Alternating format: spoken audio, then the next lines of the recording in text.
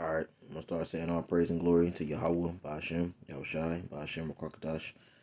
Double honors to our apostle Israel Millstone. Peace and mercy be unto the Lord's elect out there. Teaching the word in truth and sincerity and making their bodies a living sacrifice for our Lord and Savior Yahweh, Ba'ashem, Yahushai. And to the believers, whether you be, a wife or a widow, or children of the, the men out there that's on the forefront. To you, I say shalom as well. It's the brother Amar from the branch of GMS Cleveland. Come back at you in another video.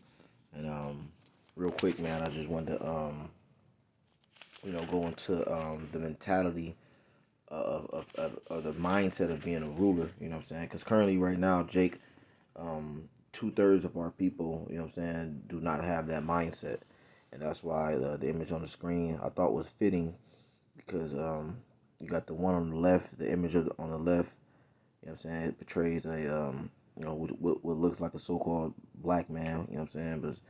But from the tribe of Judah, in a godly, priestly, royal like fashion. You know what I'm saying? And you best believe with that image, the mindset has to match the image, man. You know what I'm saying? Because right now, Jake, you have even people, Jakes that walk around that know the Israelites, they walk around with the fancy garments and stuff like that, but the mindset isn't there completely. You know what I'm saying? And then you have Jake that totally don't know who they are. They don't know their heritage and you know what I'm saying, and things of that nature, and they are completely gone. You know what I'm saying? Only that, and that's the representation on the right hand side. You know what I'm saying? Like even though we're not physically shackled up anymore, but it's a mental thing. You know what I'm saying? Where Jake is mentally a slave.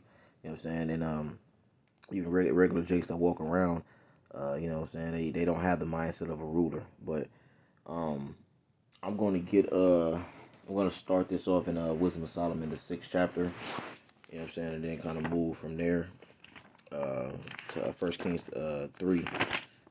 Because being in the truth, man, you have to develop a kingdom like mindset. You know what I'm saying? Brothers make mention of it being kingdom minded, but having a rulership mentality. And with that comes slaves. You know what I'm saying? And things of that manner. But anyway, this is Wisdom of Solomon. It's lucky for the long intro as well. But this is Wisdom of Solomon, chapter 6, verse 1. It says, "Hear therefore, O ye kings, and understand. Learn, ye that be judges of the end of the earth," man. You know what I'm saying? So you gotta understand and you gotta learn, wisdom. You gotta learn to apply the things that's written in these scriptures, man. You know what I'm saying? It says, "Ye that be judges of the ends of the earth," because our people, starting with the men, obviously, well, the men of our nation, you know what I'm saying, are judges, man. You know what I'm saying?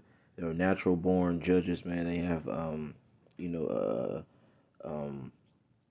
a mind frame for judgment. It's just they've been robbed of, of that mindset. That's why the prophets are here on the scene right now to give you back that mindset. You know what I'm saying? Starting with the apostles on down.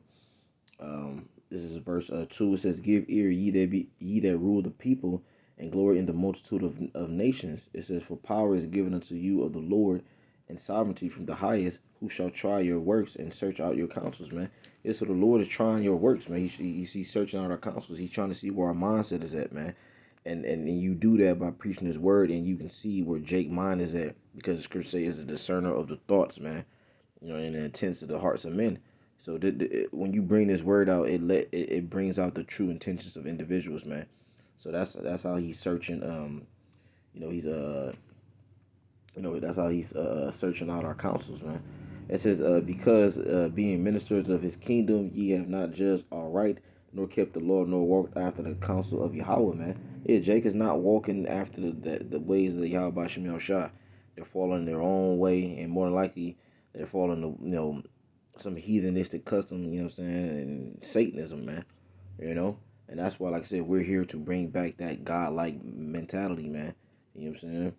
Um, it says, "For power is given unto you of the Lord, and sovereignty from the highest. Who shall try your works and search out your counsels? Because being ministers of the king of his kingdom," which ministers goes back to servants, "was being servants of his kingdom, ye have not judged aright, man, nor kept the law, nor walked after the counsels of Yahweh." It says, I'm gonna jump down real quick because I don't want to read the whole chapter. I'm trying to get a majority of it. Um, verse 11. It says, "Wherefore set your affection upon my words, desire them, and ye shall be instructed." And this is the thing, man. You have to be tutored. You have to be taught again. That's why when you come into the truth, you're likened into a babe. You know what I'm saying? You have to you have to be relearned, or you have to be retaught, man. Because Esau had put so much madness upon our people and ways and philosophies and doctrines. It's almost been hardwired into our minds and into our spirit, man. But that's why the Lord has to wash you with the word. You know what I'm saying? You have to be cleansed. This is verse 12. It says, "Wisdom is glorious and never fadeth away. Yea, she is easily seen of them that love her, and found of such as seek her. She preventeth them that desire her, and maketh herself first known unto them. Whoso seeketh her early shall have no great travail, for he shall find her sitting at his door. Yet the Heavenly Father will reveal this wisdom unto you." Because you can search all you want in this thing we call life, but if the Lord doesn't show himself to you, it will not matter. You'll just be a wandering soul. This is verse 16. "For she goeth about seeking such as worthy of her, showing herself favorably unto them in the ways, and meeteth them in every thought," man. And this is the thing, like I said, over time, you know what I mean, when you're in the truth, man, the wisdom would, you know what I'm saying, it just start working on your mind where everything is centered around the truth and centered around, more importantly, Yahweh Shem Shah, which is the truth, you know what I'm saying? But wisdom will start to meet you in every thought as you continually dig into these scriptures and day in and day out, or week in and week out. You know, it consumes your spirit, man. You know what I'm saying? That's why the scriptures say, the zeal of thy house hath eaten me up. Um, it says, "For the very true beginning of her is the desire of discipline, and the care of the discipline is with love, and love is the keeping of her laws, and the giving heed unto her laws is the assurance of incorruption. And incorruption maketh us near unto Yahweh. Therefore, the desire of wisdom bringeth to a kingdom, man." Yeah, so you can't run a kingdom. You can't run any empire, a full functioning society or civilization off, with not applying wisdom. You know what I'm saying? When you look at the infrastructure of kingdoms and the empires and stuff like that, they all run in a very how can I put it? I'm I want to say complicated, for lack of a better term, but a very intricate, complicated manner. You know what I'm saying? The water system, water filtration systems, and the whole nine, man. Global supply chains, everything, bro. Distribution, importing, exporting. These things run on a very sophisticated algorithm. You know what I'm saying? So you have to learn wisdom in order to govern a society. You know what I'm saying? To govern a kingdom, a full functioning, village, or a city, man. You know what I'm saying? And that's what we're going through. We're going through training grounds, man, to learn how to go about running a kingdom. So it says, "Therefore the desire of wisdom bringeth to a kingdom. If your delight be then in thrones and scepters, O ye kings of the earth, honor wisdom, that ye may reign forevermore," man. Yeah, so Jake doesn't do that. They don't honor wisdom because they don't find it profitable. You know what I'm saying? But in all actuality, wisdom is found in everything that you do, and you need wisdom in order to, like I said, govern yourself and your household and a kingdom. That's why the men of the Lord is only fit, to govern the world, man. All Israel, of course, will, what I'm saying, in the kingdom, but it'll start that governing body. Start when Yahweh shine the governing body, as a 144. It says, "As for wisdom, what she is and how," it says, Sakia, "As for wisdom, what she is and how she came up, I will tell you, and will not hide my mysteries from you, but will seek her out from the beginning of her nativity, and bring the knowledge of her into light, and will not pass over the truth." It says, "Neither will I go with consuming envy, for such a man shall have no fellowship with wisdom. But the multitude of the wise is in the welfare of the world, and a wise king is the upholding of the people. Receive therefore instructions through my words, and it shall do you good," man. So, I mean, I pretty much was most of, or not all of Wisdom of Solomon, the sixth chapter, and just going through, like, that chapter basically gives you the breakdown on what is needed to be a ruler. You know what I'm saying? And, of course, as a man, you desire, thrones and scepters and stuff like that, and being a badass. But first, you must apply wisdom. You must gain knowledge, man. You know what I'm saying? But and this is exactly what King Solomon, what the Heavenly Father took King Solomon through. So this is wisdom. This is First Kings 3 and 4. "And the king went to Gibeon to sacrifice there." It says, "For that was the great high place. 1,000 burnt offerings did Solomon offer upon that altar. And Gibeon, the Lord appeared to Solomon in a dream by night, and Yahweh said, ask what I shall give thee. It says, so Solomon said, thou hast showed unto thy servant David my father great mercy, according as he walked before thee in truth and in righteousness and in uprightness of the heart with thee. And thou hast kept for him this great kindness, that thou hast given him a son to sit on his throne, as it is this day. Now therefore, O Lord my God, thou hast made thy servant king instead of David my father. It says, and I am but a little child, I know not how to go out or come in. It says, and thy servant is in the midst of the people, the midst of thy people, which thou hast chosen, a great people that cannot be numbered, nor counted for multitude. Give therefore thy servant an understanding heart to judge thy people, that I may discern between good and bad. For who is able to judge that thy so great a people, man? So you need wisdom. He prayed, he asked for wisdom to judge people uprightly, man. Between and to know what's the difference between good and evil. It talk about that in Malachi 3. It says around 16. It says, "I'll make up my jewels, and then shall you discern between good and evil, and between him that serveth the Lord and him that doeth not."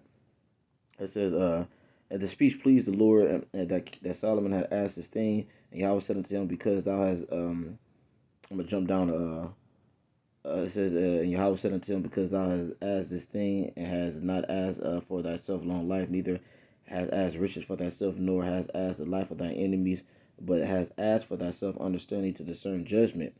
It says, behold, I have done according to thy words. Lo, I have given thee a wise and understanding heart, so that there is none like unto thee before thee. It says, neither after thee shall any arise like unto thee, man. So when you jump down to verse 15, you know what I'm saying? I don't want to read the whole thing for time's sake, man. But I'm gonna just get to the point, man. It says, let me see, where's that? I'm gonna jump down to verse 24. It says, and the king said, bring me a sword, and they brought a sword before the king. And the king said, divide the living child in two, and give half to the one and half to the other. Then spake the woman whose the living child was unto the king, for her bowels yearned upon her son. And she said, O my lord, give her the living child, and in no wise slay it. It says, but the other said, let it be neither mine nor thine, but divided. Then the king answered and said, give her the living child, and in no wise slay it. She is the mother. And all Israel heard of the judgment of which the king had judged, and they feared the king, for they saw that the wisdom of Yahweh was with him to do judgment, man. So that's the point, man. Like I said, when you read the entire story, you can do it on your own. It was the two women that the one of that was both had babies at the same time or time frame. One of them died, and then the mother of the one that died tried to take the other mother child that was living, and then King Solomon basically judged between the two. You know what I'm saying? And it showed the wisdom that he possessed, man. And they seen that he was ready, to rule over the people, man. So we're coming upon them times that where Jake is reaching that level, man. You know what I'm saying? We're getting closer to our power, Yahweh Shem Shah, and we're starting to really understand and comprehend what it is that he wants us to do and how he wants us to operate, man. And Esau's trying to take that power away from us, man. Keep us in slavery. He's trying to keep us like this nigga on the right hand side, on the right screen. He don't want to see that Jake that's on the left, man. But guess what? It's gonna happen, man. You know what I'm saying? Through the spirit power of the Lord real soon, man. You know what I'm saying? I say that with all faith and all humility, man. But get ready for slavery, man. You know what I'm saying? You starting with you Edomites and you other fucking heathens, man. That don't say shalom.